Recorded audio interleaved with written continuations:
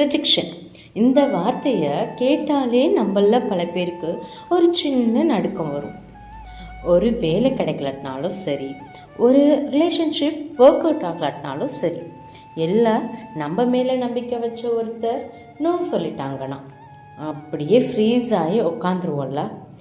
கண்ணு முன்னாடி இருக்கிற எல்லா லைட்டுமே ஆஃப் ஆன மாதிரி ஒரு ஃபீலிங். எனக்கு மட்டும் ஏன் இப்படி? இந்த கேள்வி நம்மளோட நிம்மதியே கெடுக்கும்.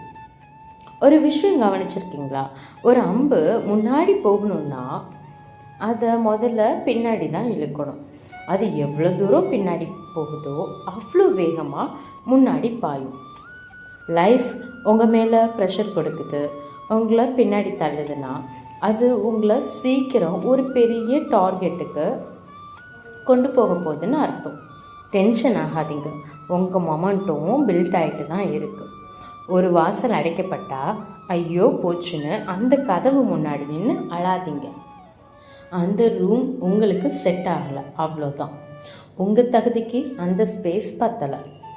அது உங்களுக்கான இடம் இல்லைன்னு கடவுளோ இல்லை இந்த பிரபஞ்சமோ உங்களுக்கு கொடுக்குற ஒரு சிக்னல். அது நெக்ஸ்ட் டோரை தட்டுங்க. இல்லை நம்ம ரேஞ்சுக்கு நம்ம தான் புதுசாக டோரை க்ரியேட் பண்ணணும். ரிஜெக்ஷன் அது உங்களோட கதைக்கு போடப்படுற ஒரு ஃபுல் ஸ்டாப் கிடையாது. அது ஒரு சின்ன கமா தான். இன்னும் சொல்லப்போனால் உங்கள் வெற்றியோட இன்ட்ரொடக்ஷனுக்கு முன்னாடி வர ஒரு சின்ன ஸ்பீட் பிரேக்கர்னு கூட சொல்லலாம்.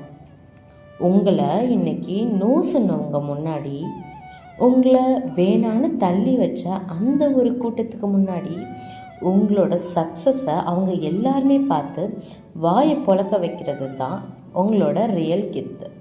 அதுதான் உங்களோட ரியல் ஐடென்டிட்டியும் கூட. தோல்விங்கிறது உங்கள் மேலே பட்ட ஒரு சின்ன அடி தான். ஸோ அதை டாட்டூ மாதிரி மனசில் பச்சை குத்திக்காதீங்க. அது சீக்கிரமாகவே ஆறக்கூடிய ஒரு காயம்தான். அது உங்களோட அடையாளம் கிடையாது. வீடியோ பிடிச்சா லைக் பண்ணுங்கள், சப்ஸ்கிரைப் பண்ணுங்கள்.